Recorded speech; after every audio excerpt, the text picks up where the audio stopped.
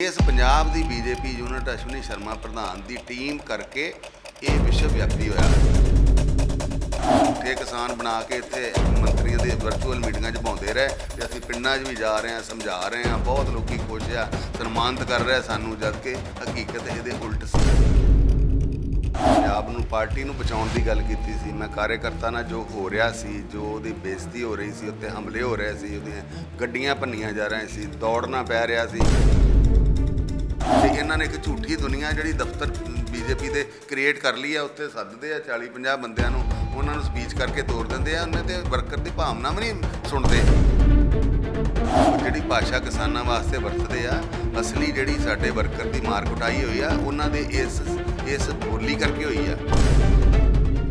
ਸਤਿ ਸ਼੍ਰੀ ਅਕਾਲ, ਔਨ-에ਅਰ ਦੇਖ ਰਹੇ ਹੋ ਤੁਸੀਂ ਤੇ ਮੈਂ ਹਾਂ ਰਮਨ ਤੂਰ। ਪੰਜਾਬ ਦੇ ਵਿੱਚੋਂ ਬੀਜੇਪੀ ਦੇ ਸੀਨੀਅਰ ਆਗੂ ਅਨਿਲ ਜੋਸ਼ੀ ਜੀ ਦੇ ਬਾਰੇ 'ਚ ਕੱਲ੍ਹ ਖਬਰ ਆਈ ਸੀ कि 6 ਸਾਲ ਦੇ ਲਈ ਪਾਰਟੀ ਦੇ ਵਿੱਚੋਂ ਉਹਨਾਂ ਨੂੰ ਬਾਹਰ ਕਰ ਦਿੱਤਾ ਗਿਆ ਤੇ ਅੱਜ ਮੀਡੀਆ ਦੇ ਸਾਹਮਣੇ ਆ ਕੇ ਔਨ-에ਅਰ ਦੇ ਸਾਡੇ ਇੱਕ ਪੱਤਰਕਾਰ ਦੇ ਨਾਲ ਉਹਨਾਂ ਨੇ ਗੱਲਬਾਤ ਕੀਤੀ ਔਰ ਉਹਨਾਂ ਦੀ ਗੱਲਬਾਤ ਦੇ ਵਿੱਚੋਂ ਜੋ ਚੀਜ਼ਾਂ ਨਿਕਲ ਕੇ ਆ ਰਹੀਆਂ ਨੇ ਉਹ ਸੋਚੀ ਵੀ ਪਾ ਰਹੀਆਂ ਨੇ, ਹੈਰਾਨ ਵੀ ਕਰ ਰਹੀਆਂ ਨੇ ਤੇ ਇਹ ਵੀ ਚੀਜ਼ ਇੱਕ ਆ ਰਹੀ ਆ। ਉਹਨਾਂ ਨੇ ਇੱਕ ਤਾਂ ਜਵਾਬ ਕਲੀਅਰ ਹੋ ਕੇ ਦਿੱਤਾ ਹੈ ਕਿ ਜੋ ਕੁਝ ਵੀ ਹੋਇਆ, ਮੈਨੂੰ ਪਾਰਟੀ ਦੇ ਵੱਲੋਂ ਬਾਹਰ ਕੱਢਿਆ ਗਿਆ, ਉਹ ਮੇਰੇ ਲਈ ਕੋਈ ਬੇਇੱਜ਼ਤੀ ਨਹੀਂ ਆ, ਉਹ ਰਿਵਾਰਡ ਆ, ਗੋਲਡ ਮੈਡਲ ਵਰਗੀ ਚੀਜ਼ ਆ ਮੇਰੇ ਲਈ ਕਿ ਜੇ ਮੈਂ ਆਪਣੇ ਪੰਜਾਬ ਦੇ ਕਿਸਾਨਾਂ ਦੇ ਲਈ ਕੁਝ ਐਸਾ ਕਰ ਸਕਿਆ, ਇੱਕ ਤੁੱਛ ਜੀ ਕੁਰਬਾਨੀ ਦੇ ਸਕਿਆ ਤਾਂ ਇੱਕ ਵਧੀਆ ਚੀਜ਼ ਆ। ਪਰ ਉਹਦੇ ਨਾਲ ਨਾਲ ਉਹਨਾਂ ਨੇ ਆਪਣੀ ਪਾਰਟੀ ਦੇ ਬਾਰੇ 'ਚ ਕੱਲ੍ਹ ਖੁੱਲ੍ਹ ਕੇ ਬੋਲਿਆ ਔਰ ਇਹਨਾਂ ਚੀਜ਼ਾਂ ਦੇ ਉੱਤੇ ਪੰਜਾਬ ਦੇ ਵਿੱਚੋਂ ਜਿਹੜੀ ਬੀਜੇਪੀ ਦੀ ਯੂਨਿਟ ਹੈਗੀ ਆ ਉਹਨੂੰ ਆੜੇ ਹੱਥੀ ਲਿਆ। ਹਰਜੀਤ ਗਰੇਵਾਲ ਦੇ ਬਾਰੇ 'ਚ ਖੁੱਲ੍ਹ ਕੇ ਜਿਹੜੀਆਂ ਉਹਨਾਂ ਨੇ ਟਿੱਪਣੀਆਂ ਕੀਤੀਆਂ। ਉਹਨਾਂ ਨੇ ਕਿਹਾ ਕਿ ਪਾਰਟੀ ਕਿਸੇ ਗੰਦੇ ਕੰਮ ਕਰਕੇ ਮੈਨੂੰ ਕੱਢਦੀ ਤਾਂ ਗੱਲ ਸਮਝ ਵੀ ਆਉਂਦੀ ਸੀ, ਪਰ ਕਿਉਂਕਿ ਮੈਂ ਕਿਸਾਨਾਂ ਦੇ ਹੱਕ 'ਚ ਬੋਲਿਆ ਔਰ ਇਸ ਚੀਜ਼ ਦੇ ਲਈ ਮੈਨੂੰ ਬਾਹਰ ਕੱਢਿਆ ਗਿਆ, ਇਹ ਹੈਰਾਨ ਕਰ ਦੇਣ ਵਾਲੀ ਗੱਲ ਆ ਔਰ ਇਹ ਪਾਰਟੀ ਦੀ ਇੱਕ 100% ਗਲਤ ਜਿਹੜੀ ਇੱਕ ਗਲਤੀ ਹੈਗੀ, ਇੱਕ ਵੱਡੀ ਗਲਤੀ ਕੀਤੀ ਆ ਪਾਰਟੀ ਨੇ ਮੈਨੂੰ ਕੱਢ ਕੇ। ਪਰ ਉਹਨਾਂ ਨੇ ਕਿਹਾ ਕਿ ਪੰਜਾਬ ਦੇ ਵਿੱਚ ਪਾਰਟੀ ਨੂੰ ਬਚਾਉਣ ਦੇ ਲਈ ਮੈਂ ਇਹ ਗੱਲ ਕੀਤੀ ਸੀ, ਨਾ ਕਿ ਪਾਰਟੀ ਦਾ ਅਕਸ ਖਰਾਬ ਕਰਨ ਦੇ ਲਈ। ਔਰ ਪਾਰਟੀ ਨੇ ਮੇਰੀ ਇਸ ਗੱਲ ਨੂੰ ਨੈਗੇਟਿਵ ਲੈ ਲਿਆ ਔਰ ਇਹ ਗੈਰ ਅਨੁਸ਼ਾਸਨਿਕ ਨਹੀਂ ਸੀ ਗੱਲ। ਉਹਨਾਂ ਨੇ ਕਿਹਾ ਕਿ ਤੁਸੀਂ ਅਨੁਸ਼ਾਸਨ ਭੰਗ ਕੀਤਾ। ਉਹਨਾਂ ਨੇ ਕਿਹਾ ਕਿ ਮੈਂ ਅਨੁਸ਼ਾਸਨ ਭੰਗ ਨਹੀਂ ਸੀ ਕੀਤਾ, ਮੈਂ ਪਾਰਟੀ ਦਾ ਅਕਸ ਪੰਜਾਬ ਦੇ ਵਿੱਚ ਬਚਾਉਣ ਦੀ ਕੋਸ਼ਿਸ਼ ਕੀਤੀ ਸੀ, ਪਰ ਪਾਰਟੀ ਨੇ ਇਸ ਚੀਜ਼ ਨੂੰ ਨੈਗੇਟਿਵ ਲੈ ਕੇ ਮੈਨੂੰ ਇਸ ਚੀਜ਼ ਦੀ ਸਜ਼ਾ ਦੇ ਦਿੱਤੀ। ਉਹਨਾਂ ਨੇ ਕਿਹਾ ਕਿ ਮੈਂ ਸਿਰਫ ਇਹ ਕਿਹਾ ਸੀ ਵੀ ਜੇ ਸਾਰੀਆਂ ਪਾਰਟੀਆਂ ਕਿਸਾਨਾਂ ਦੇ ਹਿੱਤ ਦੀ ਗੱਲ ਕਰ ਰਹੀਆਂ ਨੇ ਤੇ ਸਾਨੂੰ ਵੀ ਕਰ ਲੈਣੀ ਚਾਹੀਦੀ ਆ। ਪਰ ਇੱਥੇ ਇੱਕ ਅਨਿਲ ਜੋਸ਼ੀ ਇੱਕ ਇਹੋ ਜਿਹਾ ਬਿਆਨ ਦਿੰਦੇ ਆ ਜਿਹੜਾ ਸੋਚੀ ਪਾਉਂਦਾ ਕਿ ਇਹ ਗੱਲ ਜਾਂਦੀ ਕਿੱਧਰ ਨੂੰ ਆ, ਕਿਸਾਨਾਂ ਦੇ ਫੇਵਰ 'ਚ ਜਾ ਰਹੀ ਆ ਜਾਂ ਅਗੇਂਸਟ ਜਾ ਰਹੀ ਆ।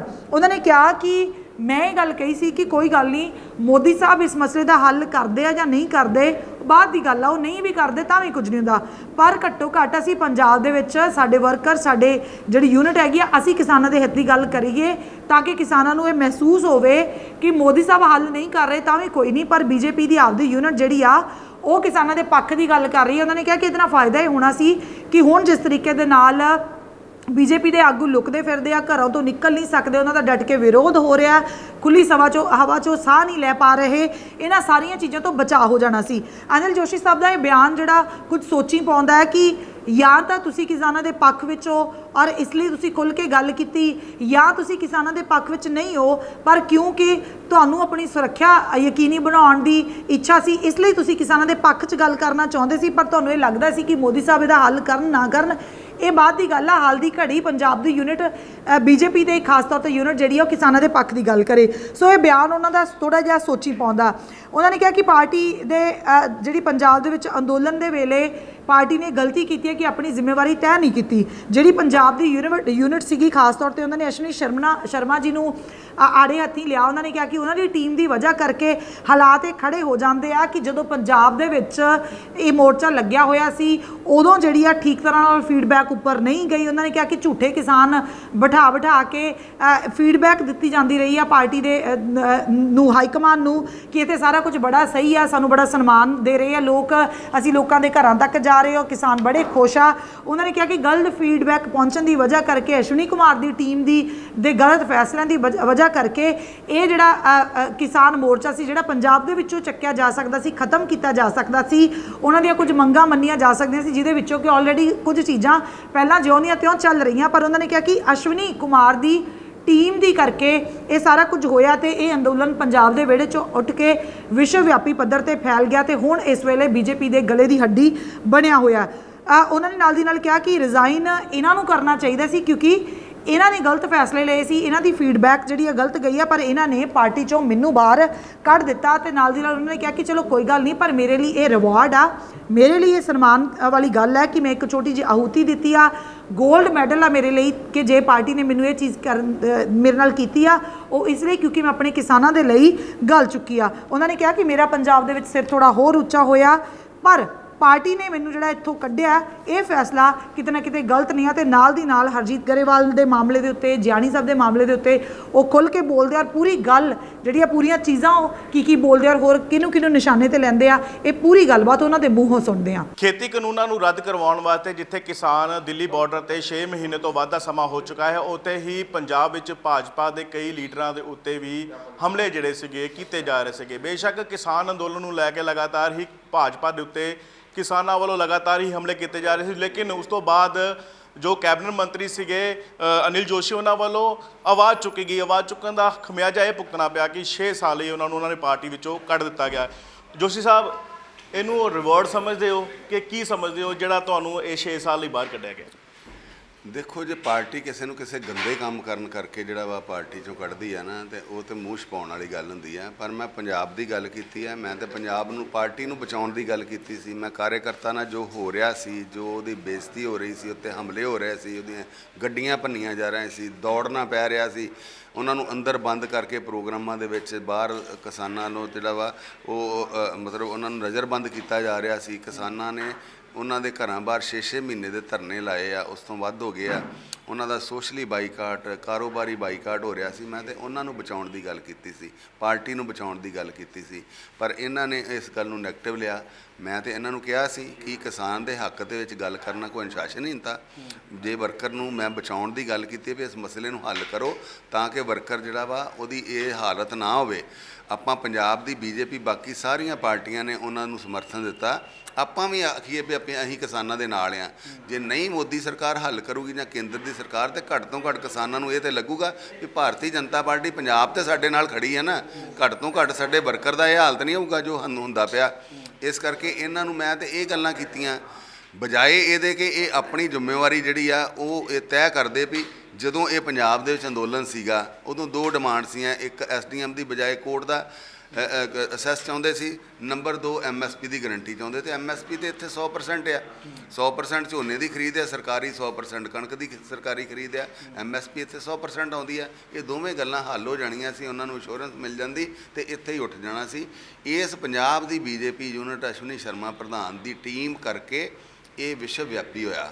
ਇੱਥੇ ਇਹਨਾਂ ਨੇ ਇਹਨੂੰ ਡੀਲ ਨਹੀਂ ਕੀਤਾ, ਇਹਨਾਂ ਨੇ ਸਹੀ ਫੀਡਬੈਕ ਨਹੀਂ ਦਿੱਤੀ। ਝੂਠੇ ਕਿਸਾਨ ਬਣਾ ਕੇ ਇੱਥੇ ਮੰਤਰੀਆਂ ਦੇ ਵਰਚੁਅਲ ਮੀਟਿੰਗਾਂ 'ਚ ਪਾਉਂਦੇ ਰਹੇ ਵੀ ਅਸੀਂ ਪਿੰਡਾਂ 'ਚ ਵੀ ਜਾ ਰਹੇ ਹਾਂ, ਸਮਝਾ ਰਹੇ ਹਾਂ, ਬਹੁਤ ਲੋਕੀ ਖੁਸ਼ ਆ, ਸਨਮਾਨਿਤ ਕਰ ਰਹੇ ਸਾਨੂੰ, ਜਦ ਕਿ ਹਕੀਕਤ ਇਹਦੇ ਉਲਟ ਸੀ।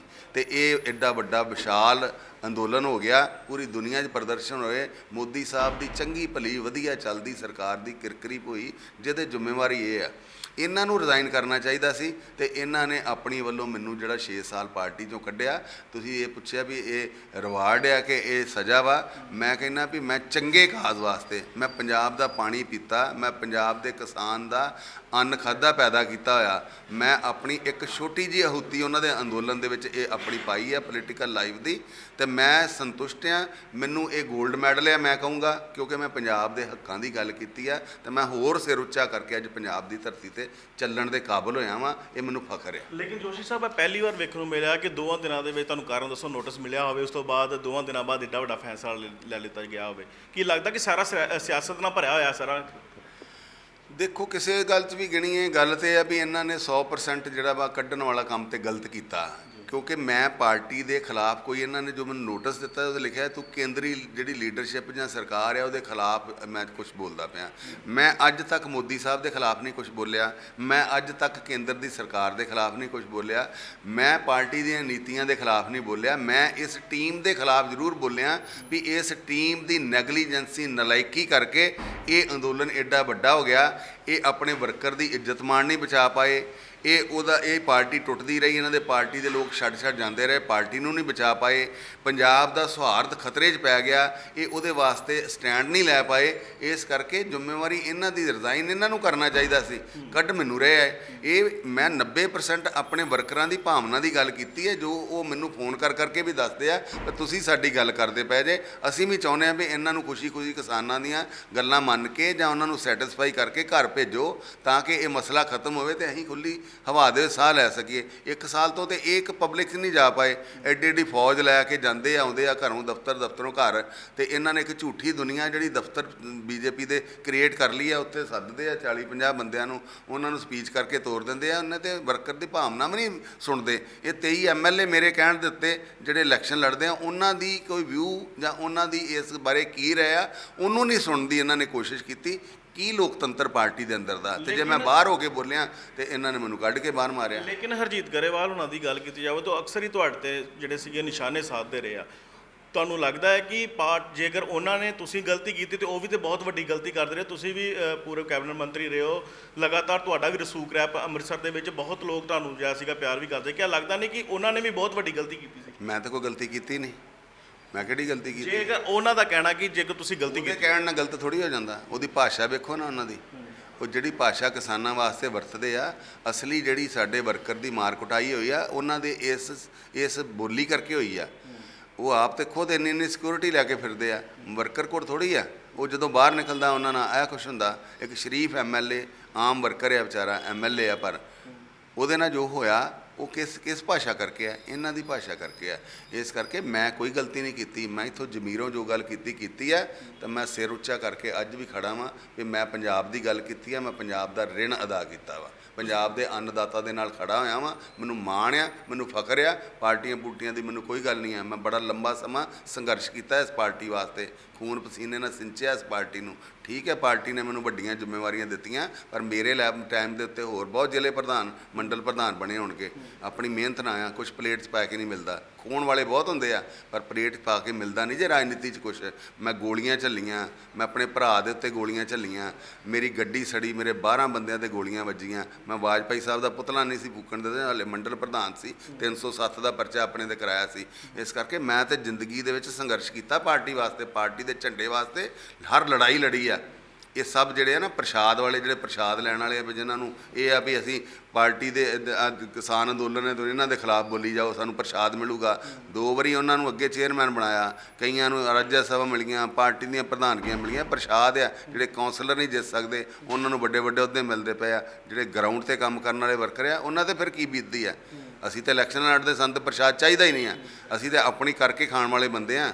ਅੱਜ ਮਜ਼ਦੂਰੀ ਕਰਕੇ ਜੋ ਮਿਲਦਾ ਉਹ ਖਾਣਾ। ਜੇ ਅਸੀਂ ਜਿੱਤ ਗਏ ਠੀਕ ਹੈ, ਅਸੀਂ ਪੋਸਤੇ ਆ, ਨਹੀਂ ਜਿੱਤੇ ਤੇ ਤਦ ਹੀ ਸੇਵਾ 'ਚ ਆ ਲੋਕਾਂ ਦੀ। ਜੋਸ਼ੀ ਸਾਹਿਬ, ਤੁਸੀਂ ਅੰਦਾਤਾ ਕੋ ਹੁਣ ਜਾਓਗੇ ਉੱਥੇ ਗੱਲਬਾਤ ਕਰੋਗੇ? ਕੋਈ ਲੀਡਰਸ ਦਾ ਫੋਨ ਆ ਰਿਹਾ, ਕੋਈ ਕਿਸਾਨ ਲੀਡਰ ਦਾ ਤੁਹਾਨੂੰ ਮਿਲਣ ਵਾਸਤੇ ਗੱਲਬਾਤ ਕੀਤੀ ਜਾ ਰਹੀ ਹੈ? ਬਿਲਕੁਲ ਆਉਂਦੇ ਆ, ਕਿਸਾਨਾਂ ਦੇ ਫੋਨ ਆਉਂਦੇ, ਲੀਡਰਾਂ ਦੇ। ਬਾਕੀ ਮੈਂ ਇਸ ਵੇਲੇ ਕਿਸੇ ਪਾਰਟੀ ਦਾ, ਪੋਲੀਟੀਕਲ ਪਾਰਟੀ ਦਾ ਮੈਂਬਰ ਨਹੀਂ। ਇਹਨਾਂ ਨੇ ਕੱਢਤਾ ਮੈਨੂੰ, ਕਿਉਂਕਿ ਉਹਨਾਂ ਨੇ ਵਰਜਿਤ ਕੀਤਾ ਵਾ ਪੋਲੀਟੀਕਲ ਪਾਰਟੀਆਂ ਦੇ ਨੁਮਾਇੰਦਿਆਂ ਨੂੰ। ਮੈਂ ਇਸ ਵੇਲੇ ਕਿਸੇ ਦਾ ਮੈਂਬਰ ਨਹੀਂ। ਇਜਾਜ਼ਤ ਮਿਲੀ ਤਾਂ ਮੈਂ ਉਹਨਾਂ ਨੂੰ ਨਮਸਕਾਰ ਕਰਕੇ ਜ਼ਰੂਰ ਆਊਂਗਾ, ਉਹਨਾਂ ਦੇ ਜਜ਼ਬੇ ਨੂੰ ਸਲਾਮ ਕਰਕੇ ਆਊਂਗਾ ਵੀ ਇੱਕ 7 ਮਹੀਨੇ ਉੱਥੇ ਤੇ 3 ਮਹੀਨੇ 10 ਮਹੀਨੇ ਤੋਂ ਅੰਨਦਾਤਾ ਉੱਥੇ ਰੁਲਦਾ ਪਿਆ ਵਾ। 500 ਸ਼ਹੀਦੀਆਂ ਹੋ ਗਈਆਂ। ਹਾ ਦਾ ਨਾਰਾ ਮਾਰਨਾ ਕੋਈ ਇਹ ਅਨੁਸ਼ਾਸਨਹੀਨਤਾ ਹੁੰਦੀ ਹੈ?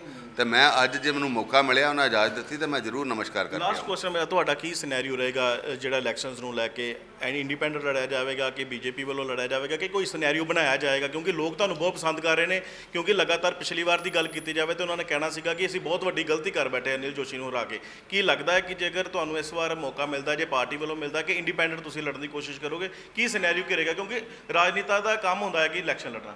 ਦੇਖੋ, ਮੈਨੂੰ ਆਪਣੀ ਇਲੈਕਸ਼ਨ ਦੀ ਕੋਈ ਚਿੰਤਾ ਨਹੀਂ ਗੀ, ਮੈਨੂੰ ਕੋਈ ਇਸ ਗੱਲ ਦਾ ਤੌਖਲਾ ਨਹੀਂ ਗਾ। ਬੜਾ ਟਾਈਮ ਪਿਆ ਵਾ, ਕੀ ਤੈਅ ਕਰਨਾ ਹਾਲੇ ਮੈਂ ਕੁਛ ਨਹੀਂ ਸੋਚਿਆ ਇਹਦੇ ਬਾਰੇ। ਸੋ ਇਹ ਸਨ ਕੈਬਨਿਟ ਮੰਤਰੀ, ਪੂਰਵ ਕੈਬਨਿਟ ਮੰਤਰੀ ਅਨਿਲ ਜੋਸ਼ੀ, ਜਿਨ੍ਹਾਂ ਵੱਲੋਂ ਲਗਾਤਾਰ ਹੀ ਕਿਹਾ ਹੀ ਜਾ ਰਿਹਾ ਕਿ ਉਹਨਾਂ ਵੱਲੋਂ ਕੋਈ ਵੀ ਹਜੇ ਇਲੈਕਸ਼ਨ ਲੜਨ ਦੀ ਕੋਈ ਗੱਲ ਜਿਹੜੀ ਆ ਨਹੀਂ ਸੋਚੀ ਜਾ ਰਹੀ, ਕਿਉਂਕਿ ਆਲਰੇਡੀ ਲੋਕ ਇਹਨਾਂ ਨੂੰ ਬਹੁਤ ਪਿਆਰ ਕਰ ਰਹੇ ਨੇ। ਦੂਸਰੇ ਪਾਸੇ ਇਹਨਾਂ ਦਾ ਕਹਿਣਾ ਕਿ ਜਿਹੜਾ ਇਹਨਾਂ ਨੂੰ 6 ਸਾਲ ਲਈ ਪਾਰਟੀ ਤੋਂ ਬਾਹਰ ਕੱਢਿਆ ਗਿਆ, ਉਹ ਉਸ ਨੂੰ 골ਡ ਮੈਡਲ ਤੋਂ ਵੱਧ ਜਿਹੜਾ ਆ ਉਹ ਸਮਝ ਰਹੇ ਨੇ। ਤੀਸਰੇ ਪਾਸੇ ਇਹਨਾਂ ਦਾ ਕਹਿਣਾ ਕਿ ਹੁਣ ਉਹ ਜਲਦੀ ਹੀ ਕਿਸਾਨੀ ਅੰਦੋਲਨ ਵਿੱਚ ਵੀ ਜਾਣਗੇ, ਤਾਂ ਜੋ ਕਿ ਆਪਣਾ ਜਿਹੜਾ ਆ ਯੋਗਦਾਨ ਆ ਉਹ ਉੱਤੇ ਪਾ ਸਕਣ। ਕੈਮਰਾਮੈਨ ਨਰਿੰਦਰ ਸਿੰਘ ਦੇ ਨਾਲ ਗੁਰਪ੍ਰੀਤ ਸਿੰਘ, ਔਨ 에ਅਰ, ਅੰਮ੍ਰਿਤਸਰ।